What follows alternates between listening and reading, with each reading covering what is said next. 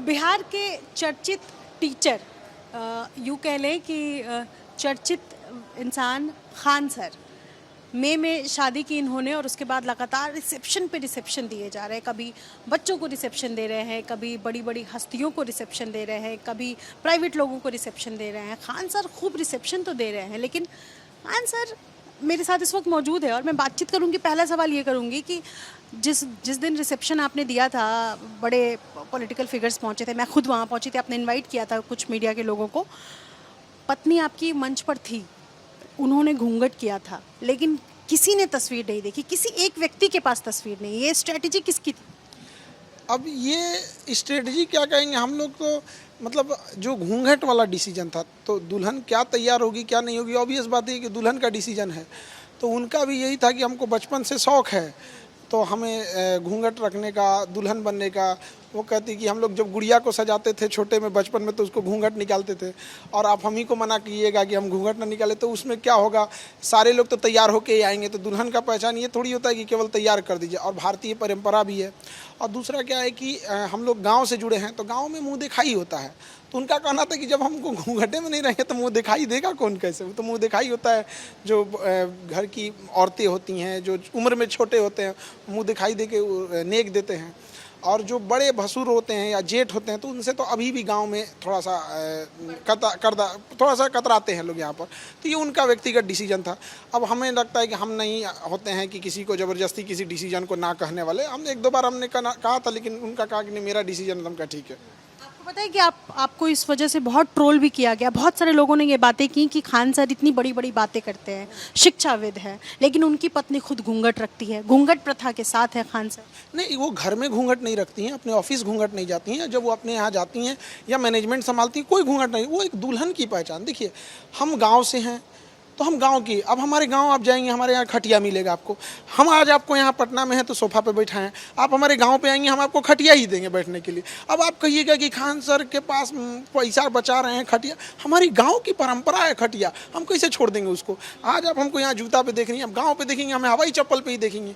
तो हम गाँव वाले हैं, बिहार की परंपरा है। आप बिहार के किसी गाँव में चले जाइए, अगर वो इस परंपरा को कहेगा तो बेशक कहेगा। अब हम शहर में हैं ज़रूर, बट हम गाँव से जुड़े हैं, हम शहर में रहते हैं, बट शहर में भी ढले नहीं हैं। जिस दिन ढल जाएंगे उस दिन शायद हम भी ऐसे हो जाएंगे यहाँ पे। अब कोई अमेरिका का आदमी देखेगा, वो कहेगा कि कैसी शादी कर लिया, कैंडल नहीं जलाया, वाइट कपड़े होने चाहिए। तो भैया आपका कल्चर है, बेशक आपके यहाँ ऐसा होता होगा, हमारे कल्चर में ऐसा होता है। मैं जब आपसे आज बात कर रही हूँ खान सर, ज़रा सोफ़ा दिखाइए, और ये भी तैयारियाँ जो है वो चल रही है रिसेप्शन की, और ये रिसेप्शन तीसरा या चौथा रिसेप्शन होगा जो मैं समझ रही हूँ। कितने लोग अब तक खा चुके हैं आपके प्रीति भोज में? अभी तक तो मेरे ख्याल से 32 से 35 से ज़रा खा चुके होंगे। अभी ये सुबह वाला शिफ्ट हो गया, बीच में थोड़ा सा 2 घंटा हम लोग साफ़ सफाई के लिए, जो वेटर है, मतलब 1000 वेटर लगे हैं। 1000 वेटर लगे? 1000 वेटर हैं टोटल। सारी चीज़ें आप ही मैनेज कर रहे हैं? ये वॉकी टॉकी आपके हाथ? नहीं, हम नहीं, मतलब इसमें तो सारे लोग जुड़े होते हैं ना। अगर हमको ना ऐसे फ़ोन पे मैसेज करेंगे, सबको मैसेज करना पड़ेगा। अब बताइए, मतलब 1000 लोग हैं, तो 1000 लोग के लिए 10-10 लोग के ऊपर एक टीम लीडर है। तो हम ये सारे टीम लीडर के पास एक-एक है, सबके ऊपर लिखा होगा। जैसे मेरे वाले पे खान सर लिखा है, तो उसी सर पे लिखा होगा टीम लीडर के पास। तो हम सबको नहीं बोल सकते, तो हम टीम लीडर को बोलेंगे। तो जैसे सफाई से रिलेटेड उसके टीम लीडर को बोलते हैं। यहाँ जो बोलेंगे वहाँ सारा चीज़ एक में आ जाएगा। फ़ोन में क्या है, बिजी होने लगे, उस पर से फिर अमिताभ बच्चन बोलने लगेंगे। यदि आपको कोई फ्रॉड कॉल आता है, फिर तो बहुत डिले हो जाएगा ना। इतने बच्चों को ले आना, ले जाना, संभालना, बड़ा थोड़ा सा वो हो जाता है। अब बच्चे हैं ना, ये उतने बेचारे समझ नहीं होती है इनको, और ये हॉस्टल में रहे होते हैं, तो हॉस्टल में रहे होते हैं तो इनको भी समझ में नहीं आता है इतना। लेकिन हम उनके लिए पूरी व्यवस्था रखते हैं। उनका कहना था कि सर, आपने अपने गेस्ट लोग को एसी वाला हॉल किया था, हम लोग के लिए एसी वाला होना चाहिए। हम कहे ठीक भैया, तुम्हारा भी एसी का रहेगा। उन लोग के लिए 156 किस्म का भोज था, इन बच्चों के लिए भी 156 किस्म का रहेगा। वैरायटी जो खाने की होगी 156 किस्म? 156, चाहे वो फल हो, ड्राई फ्रूट हो, स्नैक्स हो, south Indian, north Indian, chowmein, burger, momo, veg, non veg, सारा चीज़ है। हम चल के वहाँ देख सकते हैं? अभी तो जो चीज़ें ऐसे रखी होंगी यहाँ पर, चूँकि अभी तो जो 5 बजे उन लोग को भोजन का टाइम होगा, तो जो गर्म खाना बनना है वो 5 बजे रखा जाएगा। ड्राई फ्रूट्स में आई थिंक वहाँ रख दिया गया होगा, बट जो खाने का आइटम होगा, जो बनने का, जैसे यहाँ पर ये सारी चीज़ें होंगी, ये जब बनते जाएगा तब रखा जाएगा। अभी तो इसमें बन रहा होगा गर्म वहाँ पे। तो एक्चुअली ये क्या है, जैसे पूड़ी है, इसे हम लोग पहले नहीं रख सकते हैं, ख़राब हो जाएगा वो। छोले वगैरह ये सारी चीज़ें ये जब बनती जाएंगी तब रखी जाएंगी। लेकिन जो चीज़ें हैं ख़राब नहीं है, जो मतलब चूल्हे पे नहीं बनने रहा है, उनको हम लोग अभी से लगाना चालू कर दें। आ जाओ रखते जाओ। क्या चीज़ है ये? दावत की तैयारियां जो चल रही है इस वक्त, शाम 5 बजे एक शिफ्ट है। चलिए यहाँ पे ये उन लोग के लिए अभी ये चूँकि पहले से तैयारी चल रही है तो अभी ये ख़राब नहीं होगा, ये तो इसको पहले रख दिया गया है। और इधर ड्राई फ्रूट्स अगर देखेंगे तो इन बच्चों के लिए तो स्नैक्स जो खाना खाएंगे तो स्नैक्स खा लेंगे, और जिनको उसमें कोई रोक टोक नहीं है, जितना स्नैक्स खाना चाहें उतना खा सकते हैं। ड्राई फ्रूट में उनको जो इच्छा हो वो अपना ड्राई फ्रूट ले सकते हैं। कहाँ से आया है ड्राई फ्रूट्स? सब ए ग्रेड का है यहाँ पर, एकदम हम अपने से खुद से सेलेक्ट करके रखे रहते हैं यहाँ पर। और अभी फल काटा जा रहा होगा क्योंकि बहुत पहले काट देने पे ना थोड़ा सा वो ख़राब होने का डर होता है, तो चूँकि अभी 2 घंटे टाइम है तो अभी से तैयारियां उस हिसाब से प्रॉपर चलते रह रही हैं यहाँ पे। सारी तैयारियों में आप खुद? हाँ, हम लोग रात से सोए नहीं हैं, रात को 11 बजे से खाना बन रहा है और अभी तक चल रहा है यहाँ पे। ऐसे अभी फ़िलहाल 6 हॉल है। अभी सुबह वाले शिफ्ट में नीट के बच्चे थे तो उनके लिए केवल 4 हॉल था। अभी ये बीपीएससी वाले बच्चे आएंगे और यूपीएससी वाले बच्चे आएंगे, तो इनकी संख्या थोड़ी सी ज़्यादा है, तो उनके लिए अभी 6 हॉल है और सारे हॉल फुल्ली इसी तरह सिस्टमेटिक ढंग से हैं और उनके लिए एकदम फ्रेश खाना है। सुबह के शिफ्ट में जो खाना बना था उनके बावर्ची भी अलग थे क्योंकि वो थक गए होंगे रात में बनाते बनाते। अभी के शिफ्ट में जो खाना बनेगा उनके बावर्ची भी अलग हैं, मतलब वही है, बट कर्मचारी थोड़े से चेंज हो जाते हैं। कोई इंसान स्ट्रेस में थक जाता है। हम जिस बावर्ची को दिए वो कह रहे हैं कि हम तो ज़िंदगी में कभी किसी के रिसेप्शन में हम 50-60 हज़ार आदमी का खाने नहीं खिलाए हैं। पानी वाले को ऑर्डर किए तो कह रहे भैया मेरा प्लांट बंद हो जाएगा। तो हमको पटना के अलग अलग 6-7 वेंडर लोग को पकड़ के कि भैया 10,000 का आप पानी दे दीजिएगा, 5,000 पीस आप दे दीजिएगा, तो जाके ऐसे करना पड़ रहा है। तो और संभालने में भी बहुत मेहनत आ रहा है। मैंने देखा आज कि जिस दिन सारे पॉलिटिकल फिगर्स यहाँ पहुँचे हुए थे, बड़े सेलिब्रिटीज़ पहुँचे हुए थे, उस दिन चाहे सत्ता पक्ष से हो या विपक्ष से हो, सब बड़े ज़ोर शोर से ये ध्यान में रखकर कि खान सर के रिसेप्शन में पहुंचना है, चाहे दूर दराज हो, लोग ज़रूर पहुंचे। आप? हाँ, हमें भी अच्छा लगा। उस दिन तेजस्वी जी कोलकाता में थे दिन में, और जब उनको फ़ोन किए तो कहें कि हम आ जाएंगे, शाम तक आ जाएंगे। दोपहर में जबकि वो कोलकाता में थे। और सम्राट चौधरी जी, उनका भी, क्योंकि जस्ट 2 दिन पहले मोदी जी आए हुए थे। ऑब्वियस बात है, वो डिप्टी सीएम है, उनकी जिम्मेदारियाँ हैं। उनको हमको लगता है 6 घंटे पहले हम उनको कॉल किए तो कहे कोई बात नहीं, हम एकदम आ जाएंगे, अभी हम फ्री हो गए थोड़ा सा। तो ऐसा है कि जिस सबसे आदमी का जान पहचान। हाँ, मुझे ईरान इजराइल युद्ध अचानक से जो है वो सीज़ फायर हुआ, इसके बारे में जानना है कि किसी की जीत हुई? आपकी नज़र में क्या लगता है? किसी कोई है ऐसा जिसका पलड़ा आपको भारी लग रहा है? भारी हो गया अरब वालों का, जिस पे कोई ध्यान नहीं दे रहा। अरब जो है ना, वो मंथरा की भूमिका में है सब। जैसे मुगल काल को बर्बाद करने वाली थी महामनघा, वो पीछे से थी, घुन लग रहा था, उसी तरह ही अरब वाले चाहते हैं कि हमास के लोग जानवरों की तरह मारे जाएं। और हम लोग सवाल पूछते हैं इंडिया वालों से, और ना वो हमास वाले जो बच्चे होते हैं, चाहे बांग्लादेश में देखिए माइनॉरिटी के साथ जो होता है, तो इंडिया में ना एक बड़ा सेंसिटिव देश है, लोग हमारे ऊपर उम्मीद भरे नज़रों से देखते हैं। यूक्रेन में कोई मर रहा है तो ये थोड़ी कहता है कि भाई हम ईसाई हैं, हमें बचा लो। भारत को उम्मीद भरे नज़रों से देखा जाता है। बांग्लादेश में माइनॉरिटी के साथ हुआ, उम्मीद की नज़रों से देखा गया। आप अभी देखिए गाज़ा में, भाई अरब वालों से कहो ना, लेकिन वो लोग भारत से कहते हैं हम एक सेंसिटिव देश हैं, वसुधैव कुटुंबकम वाले देश, ये हमारी संस्कृति है। और हमें गर्व होता है कि चाहे किसी भी धर्म का इंसान हो, भारत की बार एक उम्मीद की नज़र से देखता है। वरना अरब देश तो 57 के 57 मुस्लिम देश है, क्यों नहीं कुछ कर पाए? तो ये नहीं चाहते हैं कि हमास खड़ा हो और फ़लस्तीन कभी फ्री हो। अब आप खुद से सोच के देखिए, ईरान इराक इजराइल में युद्ध है। ईरान जो मिसाइल मार रहा है उसे इराक से मार के गिरा दिया जा रहा है, जॉर्डन को मार के गिरा दे रहा है। दोहा कतर जो मुस्लिम देश है, जिसे बचाना चाहिए था, वो अपना एयरबेस अमेरिका को दे रहा है कि यहाँ से उड़ान भरिए, यहाँ से रिफ्यूलिंग कीजिए, अब ईरान में जाके बम गिराइए यहाँ पे। तो हम लोग को लग रहा है कि लड़ाई अरब और इसकी ईरान और इजराइल नहीं, ईरान को अरब वाले कभी देखना नहीं चाहते हैं। यही माना हम एज ए इंडियंस, हमारे लिए इजराइल भी वैसे ही ज़रूरत के मंद पे खड़ा रहा और ईरान भी हमारा हमेशा साथ दिया। चाहे वो चाबहार पोर्ट हो, चाहे वो रेल लाइन प्रोजेक्ट हो, चाहे अफगानिस्तान जाने का रास्ता हो, या कहीं अंतर्राष्ट्रीय मंच पे, उसने कभी हमारे साथ भेदभाव नहीं किया। तो एक देश होने के नाते हम वन साइडेड नहीं होंगे, क्योंकि ऐसे अगर हम वन साइडेड डिसीजन लेने लगेंगे ना, तो दूसरा देश भी कहेगा यार इससे दोस्ती अच्छी नहीं है, ये मुसीबत में खड़ा नहीं होता है। तो आज हमारे मोदी जी का भी स्टेटमेंट दिए होंगे सीज़ फायर को लेकर, क्योंकि अगर ईरान गया गया तो हमें कुछ भी नहीं मिलेगा। मिलेगा तो अमेरिका को मिलेगा पेट्रोलियम। हमारा पेट्रोल 150 रुपया हो जाएगा। फिर पेट्रोल से रिलेटेड हर एक चीज़ महंगी होगी, हवाई जहाज़ का टिकट महंगा होगा, ट्रेन वगैरह सारी चीज़ें टिकट महंगी होंगी, तो उससे रिलेटेड सब महंगा हो जाए। तो एज ए इंडियन हमारे हित में होता है कि सीज फायर ही हो जाए यहाँ पर। और स्टैंड से आप क्लियर आप हम लोग अपने स्टैंड से क्लियर हैं। बट अगेन क्या चीज़ है ना, ये इजराइल और अमेरिका जो लेसन सेट कर रहे हैं दुनिया के आगे, ये लेसन बड़ा भयावह है कि हमारे पास हथियार है, हमारे पास बम है, हम मार के गिरा देंगे। सद्दाम हुसैन जब जिंदा था, हमारे यहाँ पेट्रोलियम कितना रुपया था, बहुत सस्ता था। बहुत मायने पे सद्दाम हुसैन ने भारत का साथ नहीं दिया। बट एक देश को बहुत सारे आयाम में देखना होता है, केवल स्ट्रेटजी और विश्व नहीं होता है, एक आपका व्यापार भी होता है। आपको पेट्रोलियम सस्ता मिल रहा था, पैसे से ऑप्शन था यहाँ पर। अब जैसे देखिए, ये लोग ईरान अगर चला गया हमारे हाथ से, रूस इधर फंस गया, तो सिंगल इकलौता बच जाएगा सऊदी अरब, फिर मनमानी करने लगेगा। अब ये जो लेसन सेट कर रहे हैं लोग, ये ठीक नहीं है। क्योंकि भाई अब फिर तो चाइना भी वही कर रहा है, हम ताइवान पे कब्जा कर लेंगे, हम किसी और पे कब्जा करते जाएंगे। तो ये क्या होते जा रहा है कि हम मतलब जैसे हमारे पास ताकत है तो हम कुछ भी कर लेंगे। ये गलत सेट हो रहा है यहाँ पे। तो फिर वहाँ हमारे जैसे लोग जो हिंदुस्तान वाले हैं, जिनकी सोच है कि अहिंसा, हमारी सोच है सबका साथ सबका विकास, हमारी सोच होती है वसुधैव कुटुंबकम, तो ये चीज़ें धूमिल हो जाती हैं जब ये वर्चस्ववाद की लड़ाई होने लगती है। तो मेरा एक और सवाल, ट्रंप को आप कैसे देखते हैं? ट्रंप का जो रोल रहा है इस पूरे युद्ध के दौरान, ट्रंप आपको लगता है कि ये थोड़ा सा कुछ तो गड़बड़ है इसके साथ? ठीक है, ट्रंप से ज़्यादा हमको चिंता इस बात का है कि ट्रंप अमेरिका में जीत गया। जहाँ लिटरेसी इतनी ज़्यादा है, जहाँ लोग इतने पढ़े लिखे हैं, वहाँ ट्रंप जैसा आदमी जीत गया, ये दुर्भाग्यपूर्ण है। उसका एक रीजन भी था, उसके जो अपोनेंट थे जो बाइडन, ये थोड़ा मतलब नहीं, बुढ़ापा का असर हो गया था यहाँ पे। इस वजह से तो कई बार क्या होता है ना कि हम मजबूत नहीं होते हैं, हमसे लड़ने वाला कमज़ोर होता है, उस वजह से जीत जाते हैं। ट्रंप की नीतियाँ बहुत भयावह है, बस जहाँ खर न पतवारू जनेड़ प्रधान, एग्रेसिव ज़्यादा है, नियो नेशनलिज्म, ये होगा, हम वापस अमेरिका को बनाएंगे, वो भी उधर अमेरिका को विश्व गुरु बना रहा है, वहाँ अमेरिका को वहाँ पे हम ये करेंगे वो करेंगे। तो ये थोड़ा सा गड़बड़ है।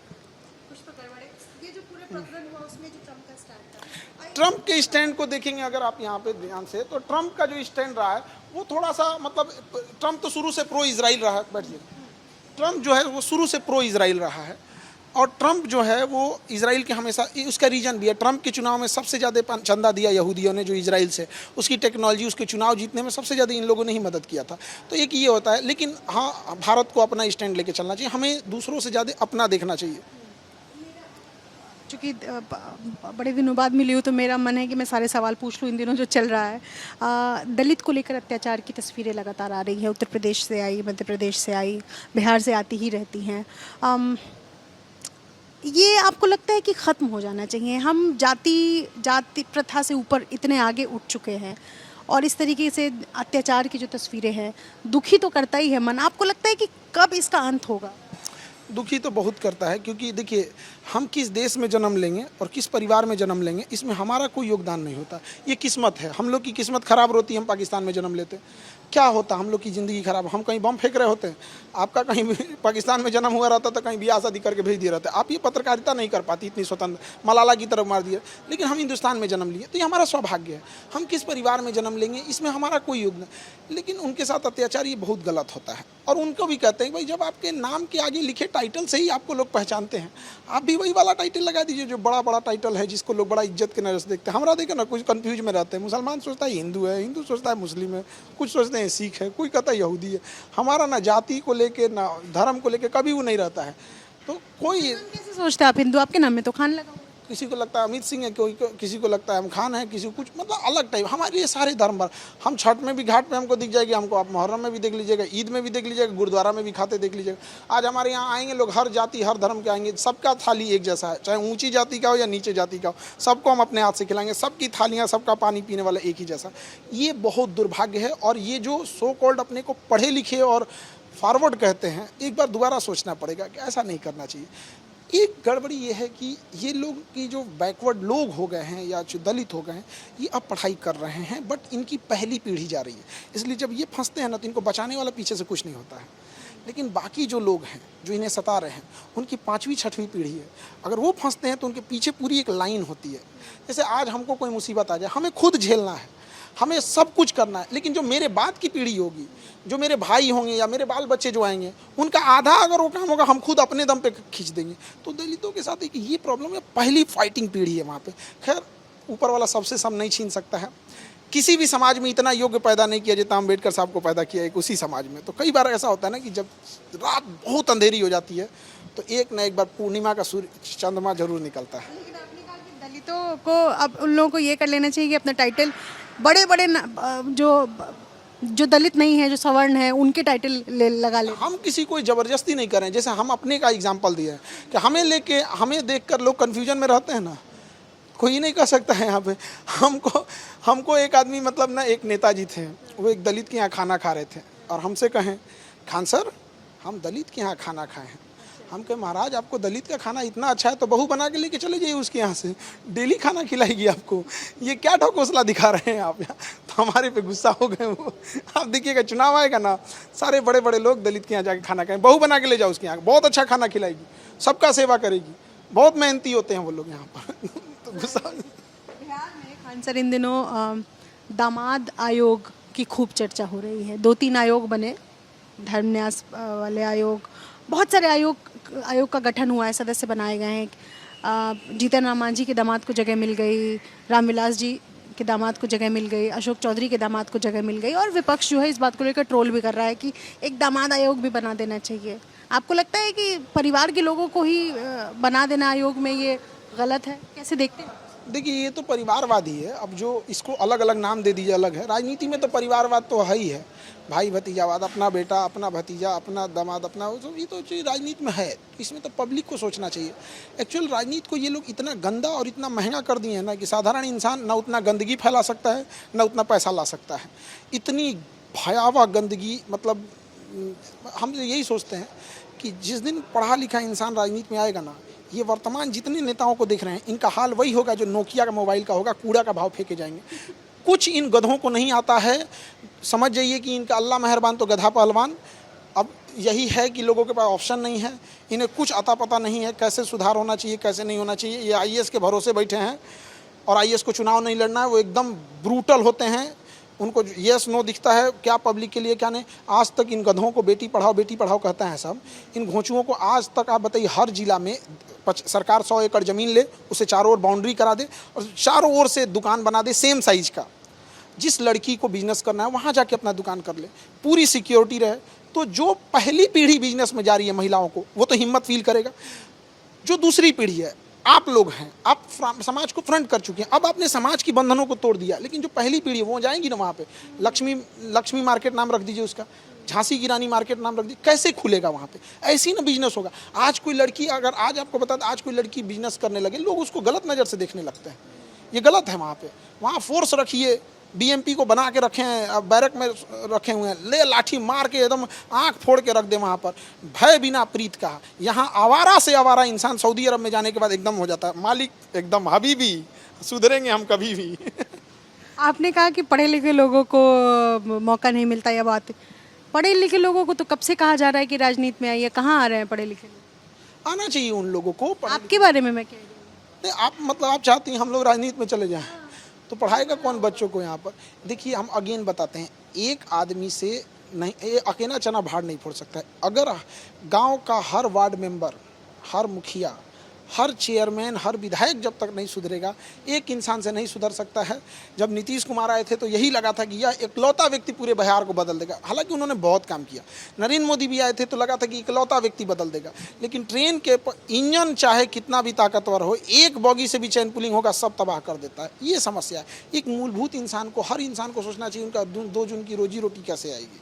तो आपकी लाइफ में सेटलमेंट, मतलब बच्चों को पढ़ा रहे, इतने बैच आपने आईएएस के खड़े कर दिए, हाँ, पत्नी शादी भी कर ली आपने, पत्नी भी आ गई है, जीवन में सब कुछ स्थिरता आ गई। अब तो इस बार उम्मीद तो है हम लोगों को, बिहार के वोटर होने के नाते। हम भी एक वोटर हैं आप लोग की तरह। मतलब आपको लग रहा है हम चुनाव में उतरेंगे? नहीं उतर रहे हैं। मैं सवाल कर रही हूँ, मैं उम्मीद नहीं कर रही। हम स्पष्ट कर देते हैं कि हमको अभी राजनीति में हम लोग को मतलब फुर्सत ही नहीं है पढ़ाने की यहाँ पे। अच्छा, कई लोग कह रहे थे कि रिसेप्शन बड़ा दे रहे हैं तो इसके वजह से। भाई मेरा परिवार बड़ा है, इस वजह से।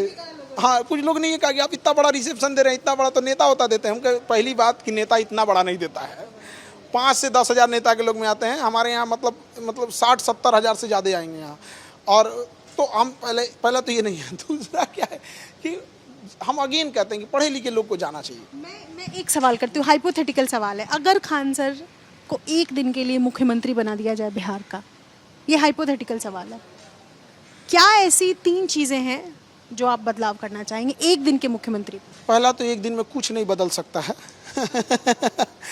लेकिन अगर बदलाव किया जाए, सबसे पहला चीज़ कि टाइमिंग, हर चीज़ का डेडलाइन फिक्स कीजिए कि कोई आवेदन अगर आपके ऑफिस में आया 10 दिन के अंदर आप दीजिए, वरना आप हो जाएंगे सस्पेंड, या जो आवेदन दिया है निकाल के जूता मारेगा आपको, तो FIR नहीं लिखा जाएगा, चाहे आप कितने बड़े अधिकारी हैं। सरकारी ऑफिस में फाइल पड़ी रहती है, अगर कोई हॉस्पिटल में जा रहा है विदिन 2 आवर्स उसको बेड नहीं मिला तो आप जवाब दीजिएगा, जवाबदेही फिक्स कीजिए विथ टाइमिंग। हॉस्पिटल में इतने घंटे के अंदर मिलना चाहिए, पोस्ट ऑफिस में इतना, रेलवे स्टेशन पे इतना, टाइमिंग फिक्स होना चाहिए। दूसरा, अगर कोई अपराध हो रहा है तो अपराध अगर सड़क पे हुआ है तो सजा भी सड़क पे दी जाएगी। यहाँ पर जितनी संख्या में विधायक हैं उतने संख्या में जज होने चाहिए हाई कोर्ट में, जितने संख्या में सांसद है उतनी संख्या में जज होने चाहिए सुप्रीम कोर्ट में। सजा एकदम यहाँ पे एक दिन में 2 बार तारीख लगना चाहिए कि तुमको 10 बजे सुन लिए, जज साहब बोले आप बड़ी खाली हैं, तुम फिर आ जाना, लंच के बाद आप फिर तुमको सुनते हैं यहाँ पे। एक्चुअल होता क्या है कि अपराधी को कहता है कि तुरा हम मार देंगे, 10 साल तो तुमको लग जाएगा इसमें, तब तक तो कितने मौके आएंगे कॉम्प्रोमाइज़ करने के लिए। यहाँ पे बहुत सारी चीज़ें सुधारा जा सकता है। यहाँ पे राजनीति में द्विदल प्रणाली होनी चाहिए, एक दल 2 ही दल होना चाहिए। यहाँ 75 कुकुरमुत्ता की तरह दल हो गए हैं, जिस वजह से क्या है ना कि एक पार्टी जो थोड़ा सा आगे निकल गई है ना, उसको टेंशन फ्री है कि बाकी पीछे लड़ते रहेंगे। द्विदल होगा तो हम इससे विचारधारा से नहीं खुश हैं, तो हम इसमें चले आएंगे। यहाँ पे होता ही है, लेकिन अब चुनाव में ही देख लीजिए, जिनको टिकट नहीं मिला वो दूसरे दल में चले जाते हैं, दूसरे से फिर तीसरे में चले आते हैं, ये तो स्थिति लगी हुई है लगातार। हाँ, तो इन सब चीज़ों को रिफॉर्म की ज़रूरत है, ज़्यादा से ज़्यादा पढ़े लिखे लोग आएँ। लेकिन समस्या क्या है कि लोग भी पढ़े लिखे लोगों को पसंद नहीं करते हैं। उनको चाहिए कौन, दारू मुर्गा बांटने वाला को साड़ी बांट दे, चाची नमस्ते, चाची प्रणाम, भैंसिया दूध देती है कि ना, बेचवा कैसन बा, बस इतने से खुश हो जाएंगे। लेकिन एक डॉक्टर को अगर आप चुनाव में खड़ा कीजिएगा, बहुत अच्छा, अगर कोई एम्स से डॉक्टर लगेगा, आप इसरो के वैज्ञानिक को बिहार का मुखिया का चुनाव लड़ाइए, नहीं हार जाएगा तो कहिएगा, हरवा देगा लोग ही लोग। और उसके बाद कहेंगे बिहार से पलायन नहीं रुक रहा है, बिहार में बेरोजगारी है। इसरो के चेयरमैन को हरवा ना दिया, यहाँ मुखिया के चुनाव में तो आप कहिएगा। ये लोग खुदे चाहते हैं लोग कि हमको लोग जूता के दम मारे वहाँ पर। अब आप बताइए, आप एक विधायक को रोक के 500-600 रुपया लेंगे उससे, वो कहीं ना कहीं से निकालेगा कि नहीं निकालेगा? अरे आप उससे कहिए कि हमको इस लायक बनाओ कि हम 500 रुपया दूसरे को दान दे दें। आप कितना दुर्भाग्य है इस देश का कि अनाज उगाने वाले किसान को 5 किलो भात के लिए लाइन में लगा देना पड़ा। ये करिश्मा है, दुनिया को रिसर्च करना चाहिए कि कैसे हम लोगों ने ऐसा बर्बाद किया इसको। ये भाई वही हाल हो गया यहाँ पे, मतलब मछली को हम पानी के लाइन में लगा दें, भैया वो पानी की ही जीव है। दुर्भाग्य है इस चीज़ का। हमारे बच्चे को अगर कहीं पढ़ने जाना पड़ रहा है तो दुर्भाग्य है कि नहीं, हम क्या कर दिए यहाँ पे। सोचिए एक बार, गौर से सोच के देखिए, किसान लगा है 5 किलो लाइन भात के लिए। शुक्रिया हमसे बातचीत करने के लिए। आर्टिफिशियल इंटेलिजेंस के ज़माने में आपकी पत्नी की तस्वीरें सैकड़ों ऑनलाइन प्लेटफॉर्म्स पर आई और सबने कहा ये है पत्नी खान सर की, ये है पत्नी। इनफैक्ट रिसेप्शन से लौटने के बाद भी आपकी पत्नी की तस्वीरें जो हैं वो लगातार वायरल। एक दो तो ये तो AI का ज़माना है, किसी की पत्नी को चिपका दे रहा है सब। हम कह रहे हैं भैया पत्नी कम से कम किसी दूसरे के। एक आदमी हमको फ़ोन किया, खान सर कि एक दिक्कत होगा। हम कहा क्या हुआ? तो कह रहे हमार पत्नी का लगा दिया आपके बगल में कि आपकी पत्नी है अब उसके ऑफिस वाले पूछ रहे हैं तो तुम्हारी पत्नी है तो ये सब चीज़ें नहीं करनी चाहिए। एक आध चैनलों पे हमने पुलिस केस भी किया है। बदतमीज़ी नहीं होनी चाहिए, वरना ये चीज़ें बढ़ती जाएगी। दूसरा, सरकार को एक्शन लेना चाहिए। ये इंस्टाग्राम, फेसबुक पर AI में ये जो टूल्स आते हैं कि एक दूसरे का कोई लोग बैठे हैं, जैसे कोई शादी ब्याह का कोई फंक्शन है, कहीं बैठे हैं, एक बटन पे उसकी वल्गर तस्वीरें बन जाती हैं। ये सरकार तो सुतल है भांग पी के, पता नहीं क्या कर रही है क्या नहीं। कम से कम इनको तो ये तो करना चाहिए कि ये वाला टूल्स वो हटा दे। आप ये क्या कर, अच्छा प्रचार कर रहा है, यदि आपको किसी की अश्लील तस्वीर बनानी है तो ये एप्लीकेशन डाउनलोड करें, ये बटन दबाएं। क्या चाइना से लड़ेगा रे? क्या अमेरिका से लड़ेगा? तुम पहले फेसबुक और ट्विटर से लड़ ले, फिर इंस्टाग्राम से लड़ ले, फिर जाके करना है। यहाँ पे 20 गुरु सुतल है।